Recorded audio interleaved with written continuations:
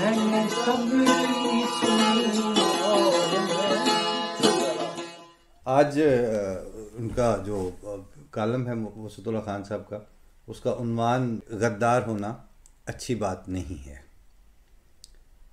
कहते हैं जब एक खुसूसी अदालत ने गुज़श्ता बरस दिसंबर में सजाए साबिक सदर जनरल रिटायर्ड परवेज़ मुशर्रफ को आइन से गद्दारी के जुर्म में सजाए मौत सुनाई तो फ़ौज के महकमा ताल्लुकात आमा ISPR के सरबराह मेजर जनरल आसिफ गफूर ने एक प्रेस रिलीज़ ट्वीट किया। खुसूसी अदालत के फैसले ने मुसल्लह अफवाज के अफसरों और जवानों को इज़्तिराब और सदमे से दोचार कर दिया है।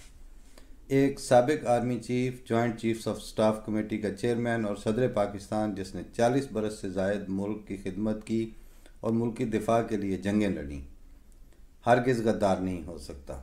ऐसा लगता है कि खुसूसी अदालत की तश्कील के अमल, अपने दिफा के बुनियादी हक, कानूनी कार्रवाई सिर्फ एक शख्स की ज़ात के ख़िलाफ़ मुर्तकिज़ करने और मुकदमे को उजलत में निपटाने के अमल में जायज़ कानूनी तरीक़ेकार को नज़रअंदाज किया गया है। अफवाज पाकिस्तान को तवक्को है कि इस्लामी जमहूरिया पाकिस्तान के आइन के मुताबिक इंसाफ किया जाएगा। इस कोटेशन के बाद वसतुल्लाह खान लिखते हैं कि पाकिस्तान की तारीख़ में पहली बार ऐसा हुआ कि एक रिटायर्ड शख्स के बारे में अदालती फ़ैसले पर मुसल्लह अफवाज की जानिब से खुलकर तबसरा किया गया हो। हालांकि रिवायती तौर पर ऐसे रद्द-ए-अमल की तवक्को रियासत की वजारत कानून या किसी मुतल्लिका ज़िम्मेदार आइनी ओहदेदार से की जाती है। अलबत्ता इस तबसरे से ये वाज़ेह हो गया कि किसी को अगर कोई अदालत भी गद्दार करार दे दे तो उसके साबिक इदारे या बही ख्वाहों को किस कदर सदमा होता है। अब ज़रा उन सियासतदानों या सिविलियंस के इज़्तिराब और दुख का अंदाज़ा लगाइए जिन्हें बग़ैर मुकदमा चलाए थोक के भाव गद्दारी के सर्टिफिकेट तकसीम किए जाते हैं, रातों रात शाहराहों पर उनकी गद्दारी के बैनर लग जाते हैं, सोशल मीडिया के आसमान पर उनकी गद्दारी ट्रोल की शक्ल में छा जाती है, गैर मारूफ लोगों की जानिब से उनके ख़िलाफ़ पर्चे दर्ज हो जाते हैं। इन गद्दारों को ये सहूलत भी हासिल नहीं होती कि कोई इदारा उनके पीछे खड़ा हो और फिर ये मुहिम अचानक एक दिन साबुन के झाग की तरह बैठ जाती है और हुजूम किसी नए गद्दार के ताक़ुब में रवाना कर दिया जाता है। वक्त के साथ साथ ये मुहिम थमने की बजाय और पस्त होती जा रही है।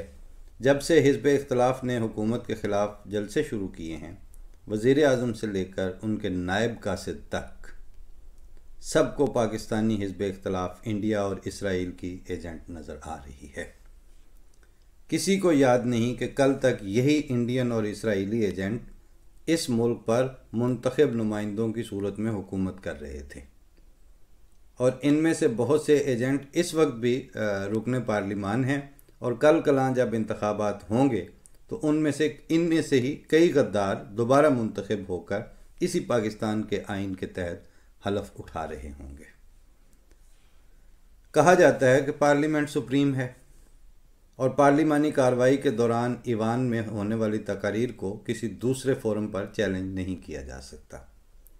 सिर्फ स्पीकर या सेनेट चेयरमैन फैसला दे सकता है, मगर अब ये तमीज़ भी ख़त्म होकर रह गई है।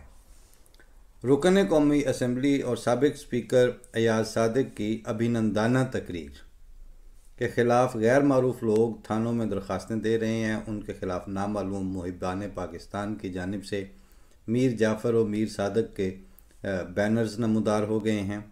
इसी पार्लियामान में एक वज़ीर पुलवामा में होने वाली दहशतगर्द कार्रवाई की ज़िम्मेदारी कबूल कर रहा है और फिर इसे ज़ुबान की फिसलन कहकर इंडियन मीडिया पर भी बरस रहा है। अयाज सादिक भी इंडियन मीडिया को बयान मसख करने का इल्ज़ाम दे रहे हैं।